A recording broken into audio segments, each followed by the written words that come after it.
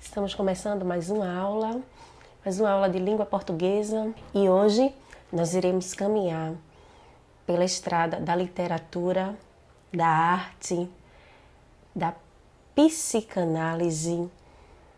Nós iremos fazer uma viagem divertidíssima pelo zoológico, no qual encontraremos animais, encontraremos paisagens, mas encontraremos também muitos sentimentos, dentre eles o amor e o ódio.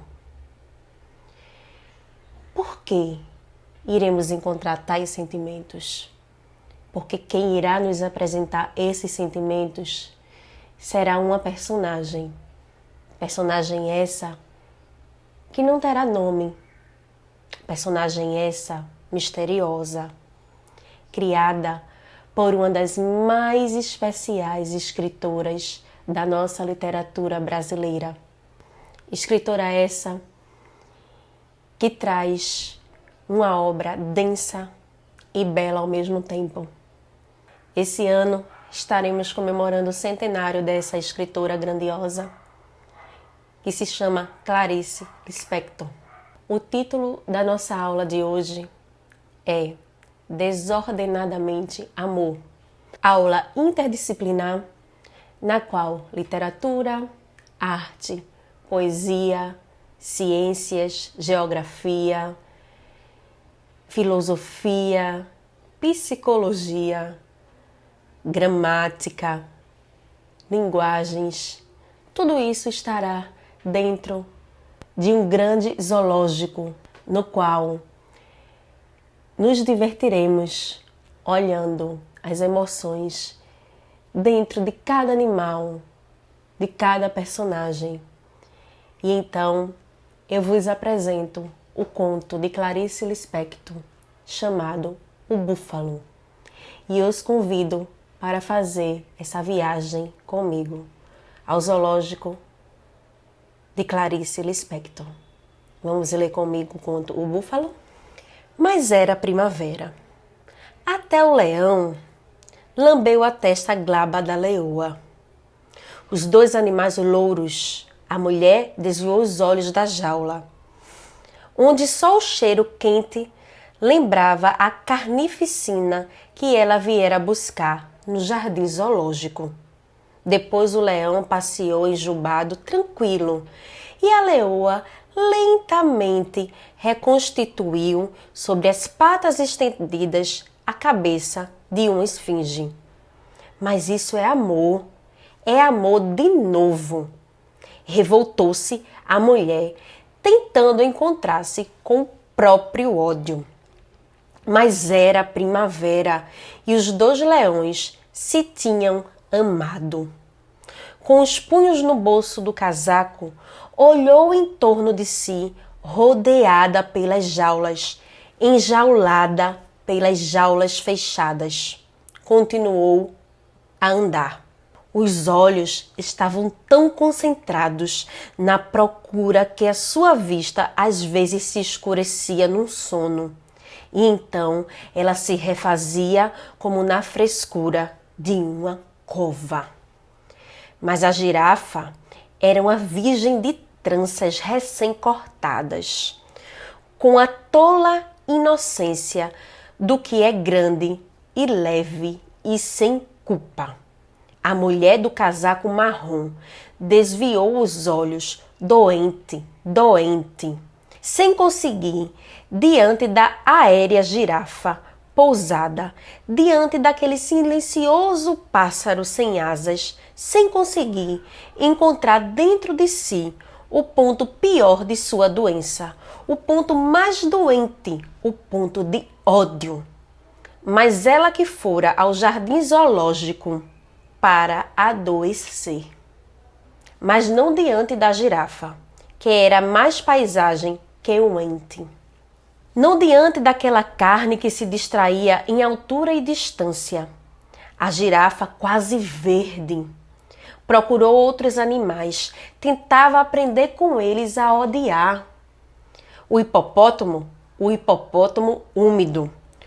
o rolo roliço da carne, carne redonda e muda, esperando outra carne roliça e muda. Não, pois havia tal amor humilde em se manter apenas carne, tal doce martírio em não saber pensar.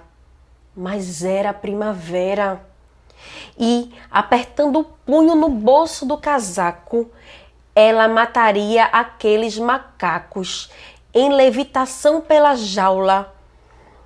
Macacos felizes como ervas, macacos se entrepulando suaves, a macaca com olhar resignado de amor. E a outra macaca dando de mamar. Ela os mataria com 15 secas balas. Os dentes da mulher se apertaram até o maxilar doer. A nudez dos macacos. O mundo que não via o perigo em ser nu. Ela mataria a nudez dos macacos. O macaco também a olhou segurando as grades. Os braços desencarnados, abertos em crucifixo. O peito pelado, exposto sem orgulho. Mas não era o peito que ela mataria. Era entre os olhos do macaco que ela mataria. Era entre aqueles olhos que a olhava sem pestanejar. De repente, a mulher desviou o rosto. É que os olhos do macaco tinham um véu branco, gelatinoso, cobrindo a pupila. Nos olhos, a doçura da doença. Era um macaco velho. A mulher desviou o rosto, trancando entre os dentes um sentimento que ela não viera buscar. Apressou os passos, ainda voltou a cabeça, espantada, para o macaco de braços abertos. Ela continuava a olhar para a frente. Oh, não, não! Isso, pensou, enquanto fugia, disse: Deus, me ensine somente a odiar. Eu te odeio, disse ela para o homem cujo crime único era o de não amá-la. Eu te odeio, disse muito apressada. Mas não sabia sequer como se fazia, como cavar na terra até encontrar água negra, como abrir passagem na terra dura e chegar jamais a si mesma. Andou pelo jardim zoológico entre mães e crianças, mas o elefante suportava o próprio peso. Aquele elefante inteiro a quem fora dado como simples pata esmagar. Mas não esmagava aquela potência que, no entanto, se deixaria docilmente conduzir a um circo, elefante de crianças, e os olhos numa bondade de velho, presos dentro da grande carne herdada. O elefante oriental, também a primavera oriental, e tudo nascendo, tudo escorrendo pelo riacho. A mulher também experimentou o camelo. Camelo em trapos, corcunda, mastigando a si próprio, entregue ao processo de conhecer a comida. Ela se sentiu fraca e cansada. Há 2 dias mal comia. Os grandes cílios empoeirados do camelo sobre os olhos que se tinham dedicado à paciência de um artesanato interno. A paciência, a paciência, a paciência. Só isso ela encontrava na primavera ao vento. Lágrimas encheram os olhos da mulher. Lágrimas que não correram, presas dentro da paciência de sua carne herdada. Somente o cheiro de poeira do camelo vinha de encontro ao que ela viera, ao ódio seco, não a lágrimas. Aproximou-se das barras do cercado, aspirou pó daquele tapete velho onde sangue cinzento circulava. Procurou a tepidez impura, o prazer percorreu suas costas até o mal-estar, mas não ainda o mal-estar que ela viera buscar. No estômago contraiu-se em cólica de fome a vontade de matar, mas não camelo de estopa. Ó Deus, quem será meu par neste mundo? Então, foi sozinha ter a sua violência. No pequeno parque de diversão do Jardim Zoológico, esperou meditativa na fila de namorados pela sua vez de sentar no carro da montanha-russa. E ali estava agora sentada quieta no casaco marrom. O banco ainda parado, a maquinaria da montanha-russa ainda parada. Separada de todos no seu banco, parecia estar sentada numa igreja. Os olhos baixos vinham o chão entre os trilhos. O chão onde simplesmente, por amor, não o amor. Onde por puro amor nasciam entre os trilhos ervas de um verde leve tão tonto que a fez desviar os olhos em seu suplício de tentação.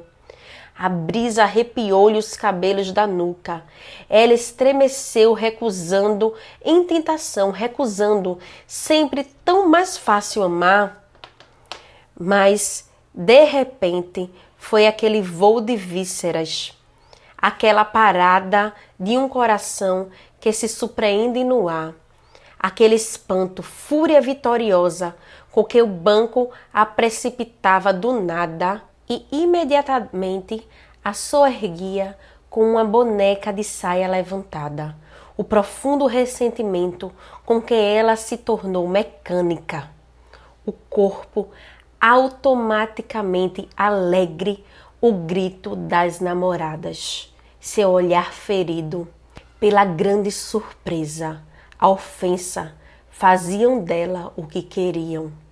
A grande ofensa, o grito das namoradas, a enorme perplexidade de estar espasmodicamente brincando, faziam dela o que queriam.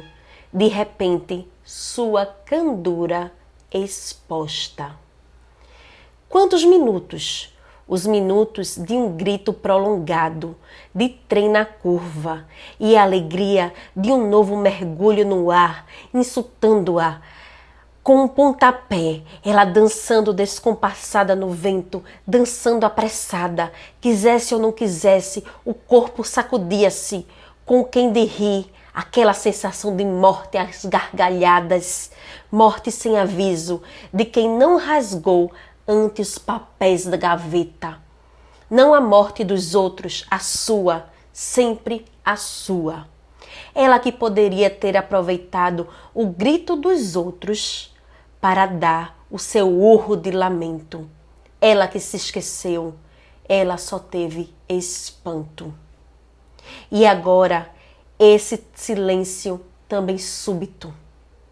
Estavam de volta à terra, a maquinaria de novo inteiramente parada. Pálida, jogada fora de uma igreja, olhou a terra imóvel, de onde partira e aonde de novo fora entregue. Ajeitou as saias com recato.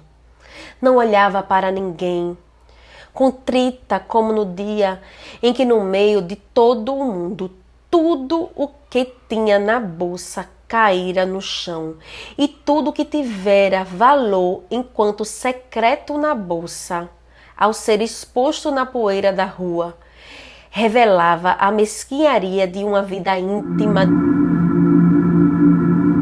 Pó de arroz, recibo, caneta tinteiro, ela recolhendo do meio-fio os andaimes de sua vida. Levantou-se do banco, estonteada, como se tivesse sacudindo de um atropelamento. Embora ninguém prestasse atenção, alisou de novo a saia, fazia o possível para que não percebessem que estava fraca e difamada. Protegia com altivez os ossos quebrados, mas o céu lhe rodava no estômago vazio. A terra que subia e descia aos seus olhos ficava por momentos distante. A terra que é sempre tão difícil. Por um momento, a mulher quis, num cansaço de choro mudo, estender a mão para a terra difícil. Sua mão se estendeu como de um aleijado pedindo, mas como se tivesse engolido o vácuo, o coração surpreendido. Só isso? Só isto. Da violência? Só isto. Recomeçou a andar em direção aos bichos. O quebranto da montanha-russa deixara-a suave. Não conseguiu ir muito adiante. Teve que apoiar a testa na grade de uma jaula exausta, a respiração curta e leve. De dentro da jaula, o coati olhou-a. Ela o olhou. Nenhuma palavra trocada. Nunca poderia odiar o coati, que no silêncio de um corpo indagante a olhava. Perturbada, desviou os olhos da ingenuidade do coati.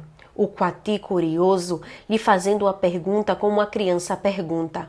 Ela desviando os olhos, escondendo dele a sua missão mortal. A testa estava tão encostada nas grades que, por um instante, ela pareceu que estava enjaulada e que o coati, livre, a examinava. A jaula era sempre do lado onde ela estava. Deu um gemido que pareceu vir da sola dos pés. Depois outro gemido. Então, nascida do ventre de novo, subiu implorante, em onda vagarosa, a vontade de matar. Seus olhos molharam-se gratos e negros numa quase felicidade. Não era ódio ainda, por enquanto. Apenas a vontade atormentada de ódio com o desejo, a promessa do desabrochamento cruel. Um tormento como de amor, a vontade de ódio se prometendo sagrado, sangue e triunfo. A fêmea rejeitada espiritualizava-se na grande esperança. Mas onde encontrar o animal que lhe ensinasse a ter o próprio ódio? Ódio que lhe pertencia por direito, mas que em dor ela não alcançava? Onde aprender a odiar para não morrer de amor? E com quem? O mundo de primavera, um mundo de bestas que na primavera se cristianizam em patas que arranham, mas não dói. Oh, não mais esse mundo! Não mais esse perfume! Não esse afã cansado, não mais esse perdão em tudo o que um dia vai morrer como se fora para dar-se. Nunca o perdão que se aquela mulher perdoasse mais uma vez, uma só vez que fosse, sua vida estava perdida. Deu um gemido áspero e curto. O coati sobressaltou-se, enjaulada, olhou em torno de si, e como era pessoa em que prestassem atenção, encolheu-se como uma velha assassina solitária. Uma criança passou correndo sem vê-la. Recomeçou então a andar. Agora pequena, dura, os punhos de novo fortificados nos bolsos. A assassina incógnita, e tudo estava preso no seu peito. No peito, infelicidade, e só aprendera a amar, a amar. Imaginar que talvez nunca experimentasse o ódio de que sempre fora feito o seu perdão. Fez seu coração gemer sem pudor. Ela começou a andar tão depressa que parecia ter encontrado um súbito destino. Quase corria, os sapatos desequilibravam e davam-lhe uma fragilidade de corpo que, de novo, reduzia a fêmea de presa. Os passos tomaram mecanicamente o desespero implorante dos delicados, ela que quase não passava de uma delicada. Mas, pudesse tirar os sapatos, poderia evitar a alegria de andar descalça? Como não amar o chão em que se pisa? Gemeu de novo. Parou diante das barras de um cercado. Encostou o rosto quente no enferrujado frio do ferro. De olhos profundamente fechados, procurava enterrar a cara entre a dureza das grades. A cara tentava uma passagem impossível entre as barras estreitas, assim como antes vira o macaco recém-nascido buscar na cegueira da fome o peito da macaca. Um conforto passageiro veio-lhe do modo como as grades pareceram odiá-la, pondo-lhe a resistência de um ferro gelado. Abriu os olhos devagar. Os olhos vindo de sua própria escuridão, nada viram na desmaiada luz da tarde. Ficou respirando. Aos poucos recomeçou a enxergar. Aos poucos as formas foram se solidificando. Ela cansada, esmagada pela doçura de um cansaço. Sua cabeça ergueu-se em indignação pelas árvores de brotos nascendo. Os olhos viram as pequenas nuvens brancas, sem esperança. Ouviu a leveza de um riacho. Abaixou de novo a cabeça e ficou olhando o búfalo ao longe. Dentro de um casaco marrom, respirando sem interesse, ninguém interessado nela, ela não interessada a ninguém. Certa paz, enfim. A brisa mexendo nos cabelos da testa, como nos de pessoa recém-morta, de testa ainda suada, olhando com isenção aquele grande terreno seco, rodeado de grades altas, o terreno do búfalo. O búfalo negro estava imóvel no fundo do terreno. Depois passou ao longe com os quadris estreitos, os quadris concentrados, o pescoço mais grosso com ilhargas contraídas. Visto de frente, a grande cabeça mais larga que o corpo impedia a visão do resto do corpo, com a cabeça decepada. E na cabeça os cornos. De longe, ele passeava devagar seu torso. Era um búfalo negro, tão preto que à distância a cara não tinha traços. Sobre o negrou a alvura erguida dos cornos. A mulher talvez fosse embora, mas o silêncio era tão bom no cair da tarde. E no silêncio do cercado, os passos vagarosos, a poeira seca sobre os cascos secos. De longe, no seu calmo passeio, o búfalo negro olhou-a um instante. No instante seguinte, a mulher de novo viu apenas o duro músculo do corpo. Talvez não a tivesse olhado, não podia saber, porque nas trevas da cabeça ela só distinguia os contornos. Mas de novo ele pareceu tê-la visto ou sentido. A mulher aprumou um pouco a cabeça, recuou-a ligeiramente em desconfiança. Mantendo o corpo imóvel, a cabeça recuada, ela esperou. E mais uma vez o búfalo pareceu notá-la.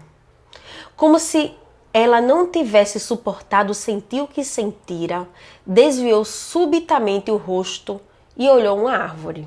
Seu coração não bateu no peito. O coração batia oco entre o estômago e os intestinos. O búfalo deu outra volta lenta, à poeira. A mulher apertou os dentes, o rosto todo doeu um pouco. O búfalo com o torso preto.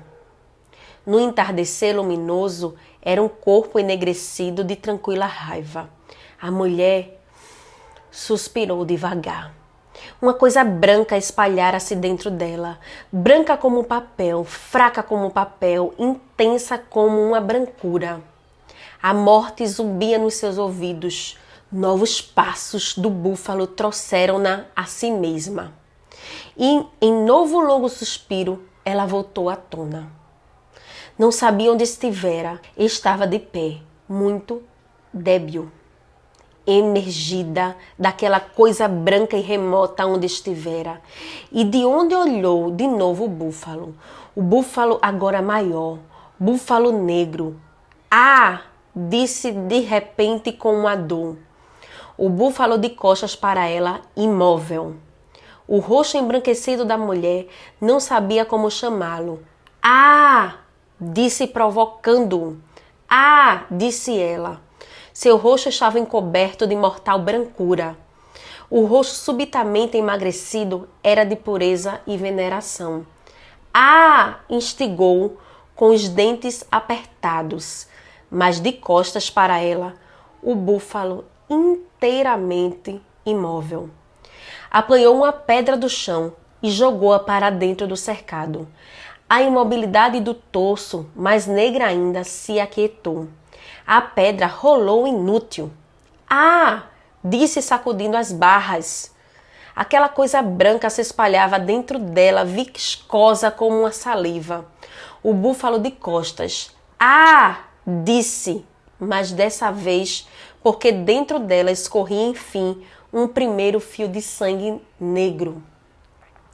Primeiro instante foi de dor, como se para que escorresse este sangue se tivesse contraído o mundo.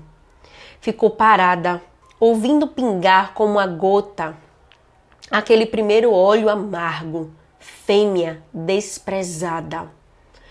Sua força ainda estava presa entre as barras, mas uma coisa incompreensível e quente, enfim, incompreensível, acontecia. Uma coisa como uma alegria sentida na boca. Então o búfalo voltou-se para ela. O búfalo voltou-se, imobilizou-se e à distância encarou-a. Eu te amo, disse ela então com ódio para o homem cujo grande crime impunível era o de não querê-la. Eu te odeio, disse implorando amor ao búfalo. Enfim, provocado, o grande búfalo aproximou-se sem pressa. Ele se aproximava, a poeira erguia-se. A mulher esperou de braços pendidos ao longo do casaco. Devagar, ele se aproximava. Ela não recuou um só passo, até que ele chegou às grades e ali parou. Lá estavam o búfalo e a mulher, frente a frente. Ela não olhou a cara, nem a boca, nem os cornos. Olhou seus olhos. E os olhos do búfalo, os olhos olharam seus olhos. E a palidez tão funda foi trocada que a mulher se entorpeceu, dormente. De pé, em sono profundo, olhos pequenos e vermelhos a olhavam. Os olhos do búfalo. A mulher tonteou, surpreendida. Lentamente maneava a cabeça. O búfalo calmo. Lentamente a mulher maneava a cabeça, espantada com o ódio com que o búfalo, tranquilo de ódio, a olhava. Quase inocentada, maneando a cabeça, incrédula, a boca entreaberta, inocente, curiosa, entrando cada vez mais fundo dentro daqueles olhos que, sem pressa, a fitavam. Ingênua, num suspiro de sono, sem querer, sem poder fugir, presa no mútuo assassinato. Presa como se sua mão tivesse grudado para sempre ao punhal que ela mesma cravara. Presa enquanto escorregava enfeitiçada ao longo das grades. E então, lenta vertigem, que antes do corpo baquear macio, a mulher viu um céu inteiro e um búfalo. E assim termina o conto O Búfalo de Clarice Lispector. Um conto intenso, cheio de imagens, cheio de densidade psicológica e mais. E muito mais para nós comentarmos na nossa aula de hoje.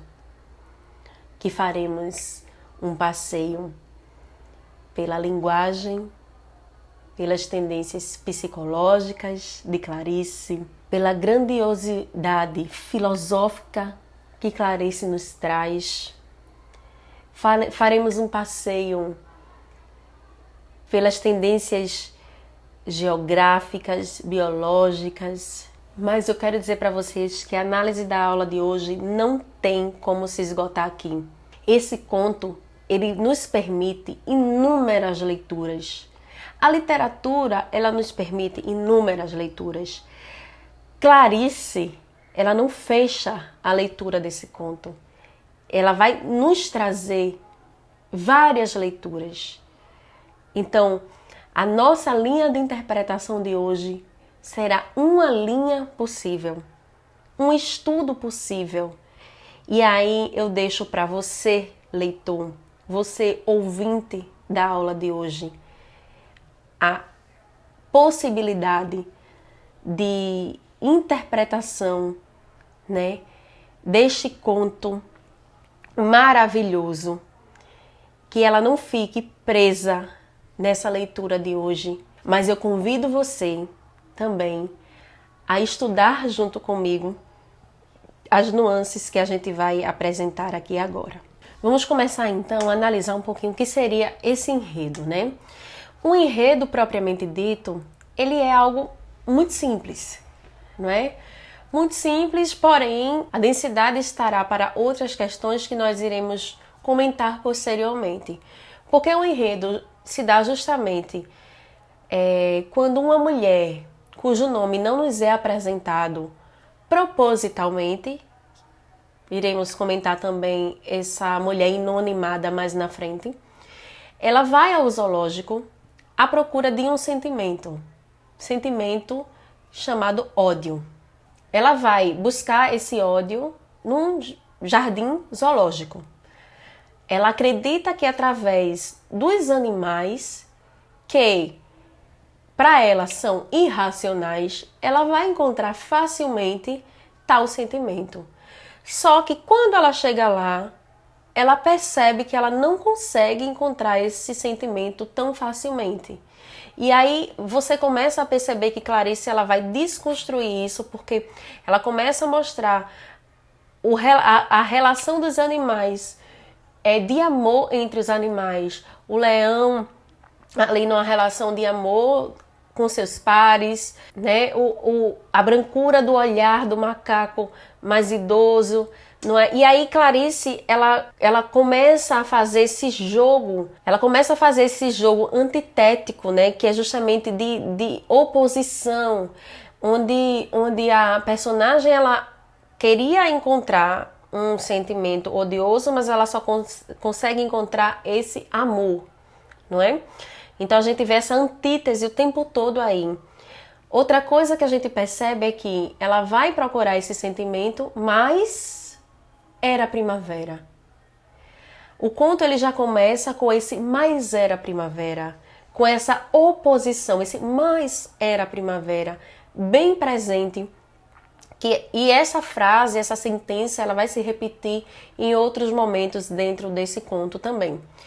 E aí, o que é que acontece? No final do conto, a gente percebe que a personagem, ao se encontrar com o búfalo, que a rejeita, não é? E aí, Clarice, ela vai nos dando pistas de que esse búfalo seria um homem, a representação de um homem que a rejeitou, não é?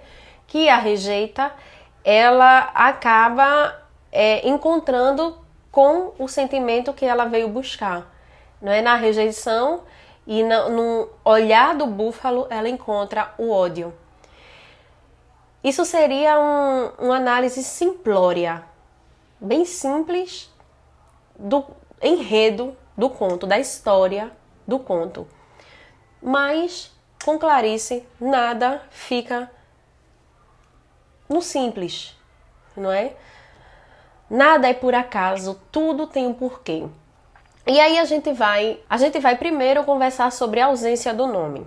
O que nos chama bastante atenção é que Clarice, ela não traz um nome porque ela quer trazer nessa mulher essa representatividade da mulher na sociedade.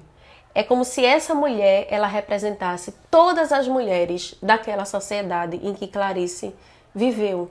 É como se aquela mulher fosse a voz de denúncia, não é? Então, a mulher que vivia uma opressão, certo? A mulher que não tinha, vamos dizer, uma voz ali, então por isso ela não poderia ser nomeada. E aí Clarice propositalmente não lhe deu nome, porque ela queria representar o conjunto de mulheres dentro daquela sociedade. Mais pra frente vocês vão entender o que é que Clarice quis trazer dentro desse conto em relação a mulher não ter voz e o homem não poderiam. A rejeição desse homem por essa mulher, que ele não quis dizer apenas uma rejeição apenas sentimental. É algo muito maior que Clarice quis trazer aí, porque vai trazer a ideia de submissão que a mulher tinha que ter naquela época, não é? E de autoridade do homem sobre a mulher também. E a gente sabe que essa questão de autoridade do homem sobre a mulher é algo histórico e que, né, perdura durante muitos séculos, não é? Na nossa história. E aí a gente tem outra questão muito interessante aí, é que a busca por esse sentimento de ódio, esse corpo ecológico, né, que a personagem vai tentar buscar ali dentro daquele zoológico, desnuda o desejo da mulher de vivenciar um comportamento culturalmente não aceitável nela. A mulher, ela não podia odiar. Era como se odiar para ela fosse transgredir algo que lhe era negado. Então vamos pensar, dentro de uma sociedade que oprime a mulher, entendeu?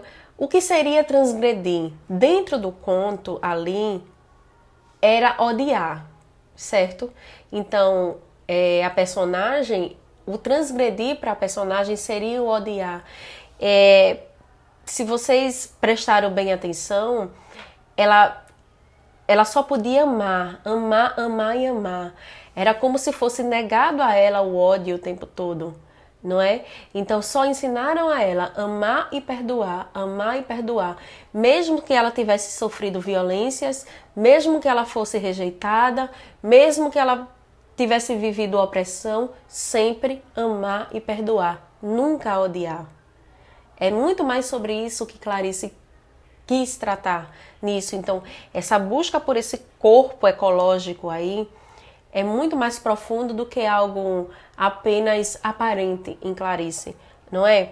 E aí, caminhando um pouco mais, quando a gente vai pensar na identidade, a gente vai aprofundar um pouco mais. A palavra identidade possui sua origem do latim clássico idem, que significa o mesmo, e de onde se derivam as ideias de homogeneidade, uniformidade e igualdade. O conceito supõe a existência de outro, o semelhante, que conduz à ideia do alter. Ou seja, a identidade somente se define em relação ao outro. Por exemplo, eu só tenho identidade, eu só existo, porque existem outras pessoas para me diferenciar. Porque existe um semelhante a mim. É mais ou menos isso.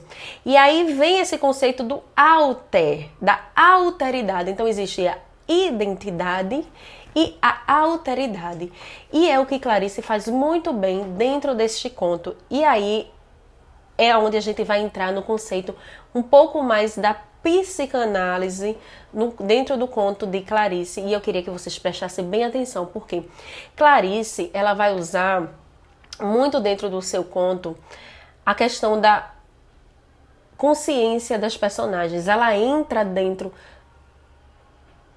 da psique, não é? Do que os personagens pensam. Então, assim, ela é uma das precursoras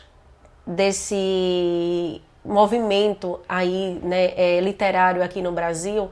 Por isso que Clarice ela é tão ovacionada e os contos dela, os textos, os romances são tão conhecidos e tão lidos até hoje, não é?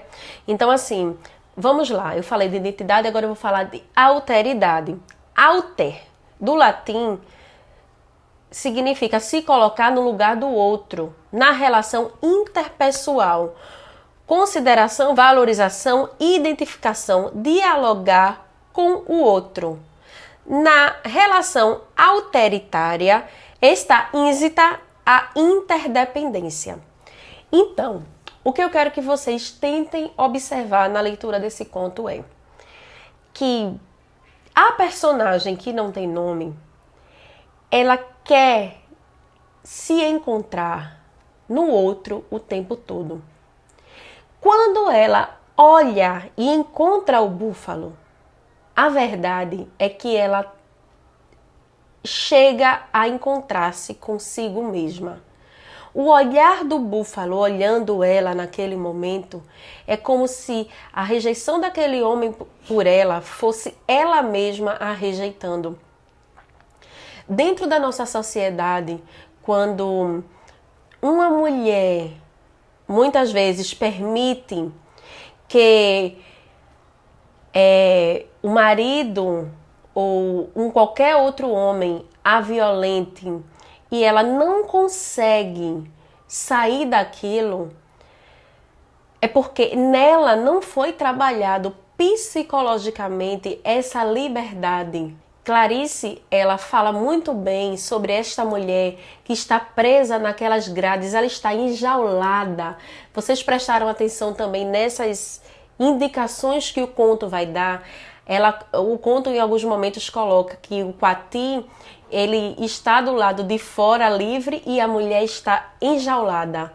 Então vejam, o exemplo que eu quis trazer para vocês agora é que muitas vezes a mulher ela se permite ser violentada porque ela está presa àquele sentimento, ela está enjaulada naquele sentimento.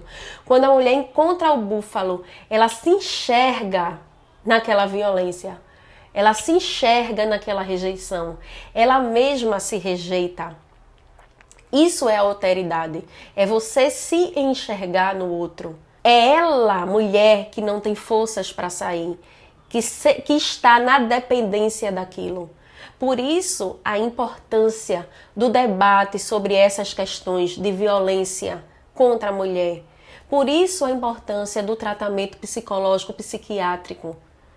Por isso que as pautas hoje do empoderamento feminino, do não ao abuso, do não, porque o esclarecimento, ele precisa existir para que essas mulheres saiam dessa condição de violência. E Clarice já traz essa conversa à pauta. Esta mulher, no conto de Clarice, ela está aprisionada. Clarice não escreve sobre uma mulher liberta. Clarice denuncia, sim, o autoritarismo masculino, mas mostrando a mulher ainda aprisionada. É uma voz de denúncia? É sim uma voz de denúncia.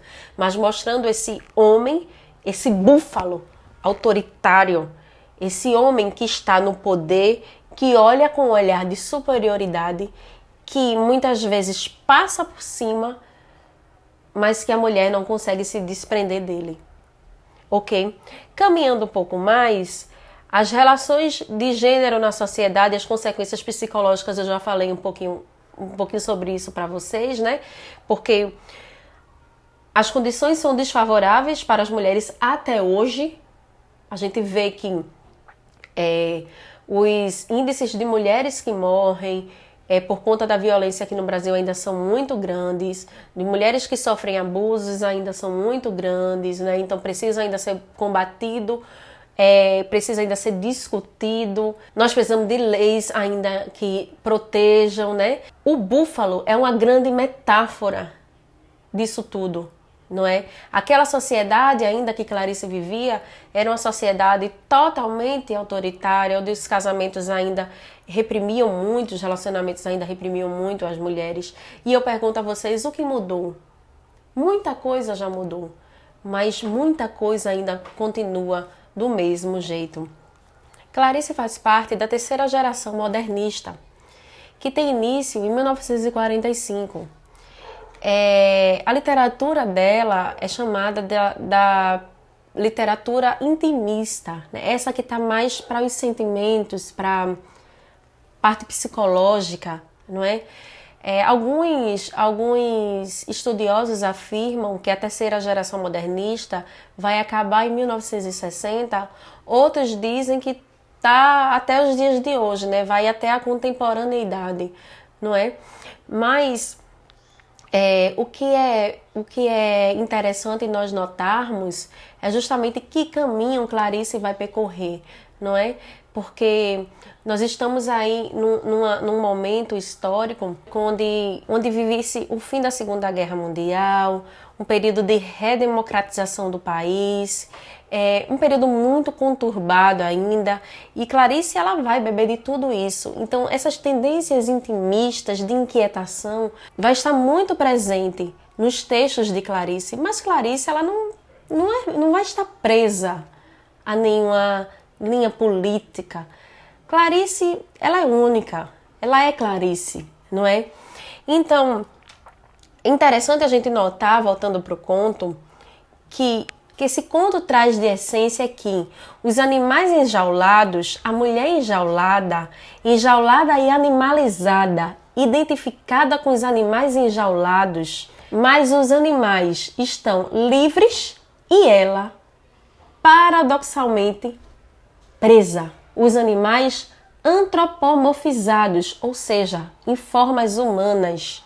A mulher fora das grades e presa, né? Em busca do ódio para sobreviver e não morrer de amor. Vejam, ódio esse que é uma representação de uma metáfora para aquilo que ela queria transgredir, para as amarras que a sociedade colocava nela, não é? A jaula ali era a prisão, as prisões que a sociedade colocava a mulher, que esse autoritarismo colocava na mulher, ok? É isso que eu queria que vocês conseguissem abstrair na aula de hoje. Porque se a mulher ela não está sob o sentimento de um homem, se ela não tem um homem, se ela é rejeitada por um homem, não há espaço para ela na sociedade. Ou seja, o homem a rejeitou dentro do conto. Ela disse para o homem no conto, eu te amo. Ele não a amava. Ou seja, ela não tinha. Logo, não existia espaço para ela na sociedade. Mais ou menos isso que o conto queria dizer. E aí, foge o modelo padrão ali. Se a mulher do conto não satisfaz o paradigma, ela se exclui. Ok? O final é justamente isso. Deste modo, o comportamento masculino não é bem visto, não é aceito e a mulher deve sucumbir para que a ordem se mantenha. Quando a mulher desmaia, alguns dizem que ela desmaia, outros vão dizer que ela morreu com aquele punhal ali, houve um mútuo assassinato. E aí a gente vai deixar aberto a leitura aí para vocês, não é? Não vou dar a minha leitura, eu quero deixar aberta. O conto vai dar a vocês algumas pistas e eu quero deixar a leitura aberta. Quando ela cai ali naquela jaula, mas o que eu quero que vocês entendam é que quando ela sucumbe ali, esse sucumbir é justamente para que a ordem da sociedade ela se mantenha. A mulher ela não pode transgredir. Então ela não pode existir se ela transgredir. Era mais ou menos sobre isso que Clarice queria falar. E aí, a minha camisa aqui da loja da minha amiga Julieta fala justamente sobre esse empoderamento. Nós podemos sim. Nós podemos ser mulher e devemos ser mulher. Sermos livres, falar muito sobre o que a nossa aula de hoje propõe. Lá no início, o tema da nossa aula é justamente Clarice Lispector. Desordenadamente amor. A mente está desordenada para amar? Mesmo que nossa mente se desordene, o importante é que nós nos amemos, para que nós possamos amar o outro, o mundo ao nosso redor. E aí, para finalizar, eu tenho mais 2 propostas para a aula de hoje. E hoje eu vou trazer justamente o início do conto. Relações sintáticas no conto. Lembram das conjunções subordinadas? A oração subordinada é justamente aquela que vai precisar de uma oração principal e uma oração subordinada a ela para ter sentido. Clarice subverte isso. Já no seu início do conto, quando ela inicia com uma oração subordinada, sem a principal. Como ela vai fazer isso, professora? Ela vai iniciar seu conto assim. Mas era primavera. E o que é que vem antes do mais era primavera? Clarice subverte a sintaxe para dar sentido ao seu texto. Clarice pede licença poética e diz: o meu texto, sintaticamente, vai começar assim. E ele vai ter sentido. E ele teve todo sentido. Mas era a primavera, até o leão lambeu a testa glaba da leoa. O que vem antes desse mais era a primavera fica subentendido pra gente. O que vem antes, a gente vai entender lá no decorrer do texto. O que vem antes desse mais era a primavera? A mulher buscava o ódio. A gente descobre lá na leitura do texto. Não é isso? E aí, o que eu quero dizer a vocês é que essa conjunção mais, a gente entendendo que a mulher buscava o ódio, mesmo Clarice não nos dando a ideia dessa oração principal, esse mais aí, ele vai nos dar a ideia de o quê? De oposição. Logo, se fôssemos classificar mais era a primavera, a ideia seria de oposição. Se tivesse alguma questão para vocês marcarem a ideia, seria oração subordinada, adverbial, concessiva. Esse termo concessiva é justamente essa ideia de oposição. Lembram que na semana passada eu botei todas as orações subordinadas para vocês de lá? Lembram que na de Vinícius de Moraes a ideia foi que não seja imortal, posto que chama. Aquele posto a gente colocou visto que e a ideia era de explicação. Hoje esse mais traz a ideia de o quê? De oposição, de concessão, ok? Então, trazendo uma tendência um pouco mais gramatical para vocês hoje, nós teríamos uma oração subordinada concessiva, ok? Para finalizar, eu queria falar um pouco desse animal, o búfalo. Para a gente falar um pouco de geografia e ciências. E vocês entenderem como Clarice, ela estudou esse animal e que nada em Clarice é em vão. Tudo é proposital. O búfalo é um animal africano, mamífero, herbívoro, que pertence à família Bovidae. É um animal de grande porte, chega a medir 3 metros de comprimento e quase 2 metros de altura. Aí vejam, como é que Clarice faz? O búfalo é um animal estrangeiro, ou seja, ele vai ser estranho àquela mulher. Sendo ele estranho àquela mulher, numa relação simbólica, lembra da identidade e da alteridade? Estranhos e semelhantes? Lembram? Alteridade, estranhos e semelhantes. Ou seja, a força, a raiva, a agressividade do búfalo. O búfalo também, por exemplo, um leão não ataca um búfalo sozinho, o leão sozinho.